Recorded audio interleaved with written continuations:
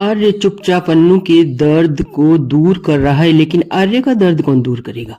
Hello friends, आपने अब तक हमारे चैनल को लाइक शेयर फॉलो नहीं किया तो जल्दी से कर लें ताकि हर अपडेट आप तक बिना मिस हुए सबसे पहले पहुंचे। सीरियल तुम से तुम तक अब वैलेंटाइन वीक चल रहा है तो बहुत ही दर्द भरा हो रहा है। अगर कोई प्यार करने वाले हैं तो वो समझ सकते हैं कि आर्य और अन्नू का इस वक्त क्या हाल है।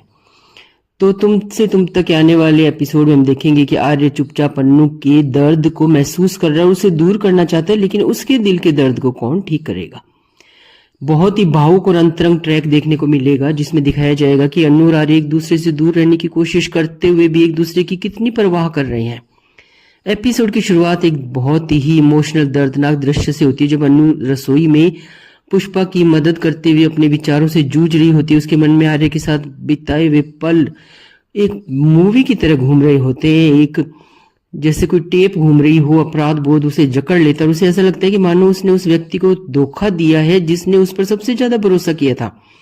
इन्हीं विचारों में खोई हुई अन्नू रोटी बनाते वक्त जाने में अपना हाथ गर्म तवे पर रख देती है। उसे इस बात का एहसास ही नहीं होता कि उसकी स्किन जल रही है, क्योंकि उसका तो दिल की जलन इतनी ज्यादा है कि उसे दूसरे अंगों के जलने का आभास ही नहीं हो रहा है। इतने में पुष्पा उस चौंकाने वाले क्षण को देखती है और तुरंत उसका हाथ छुड़ा देती है।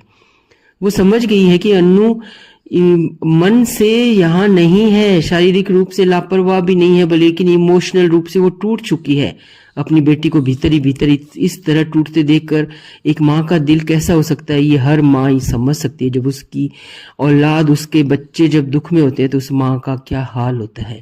और इसी क्रम से पुष्पा जी जूझ रही हैं, निकल रही हैं, सहन कर रही हैं। पुष्पा का दिल दुख से भर जाता है।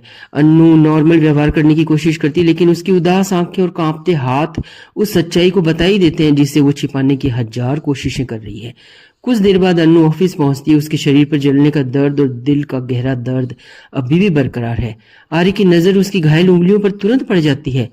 उसकी चिंता सब कुछ उसे भुला देती है और बिना कुछ कहे वो उसे अपने कैबिन में ले जाता है। अन्नू असहज और असमंजस में पड़ जाती है। उसे समझ ही नहीं आता कि उनके बीच जो कुछ हुआ उसके बाद भी आर्य ऐसा क्यों कर रहा है। आर्य शांत और एकाग्र रहता है। वह बड़ी सावधानी से उसके घाव पर मरहम लगाता है।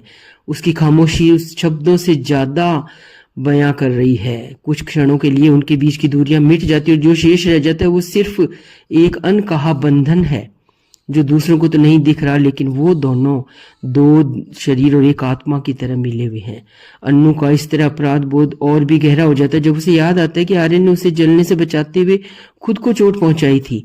ये याद उसे और भी ज्यादा इमोशन से भर देती है और वो अपने आंसू रोक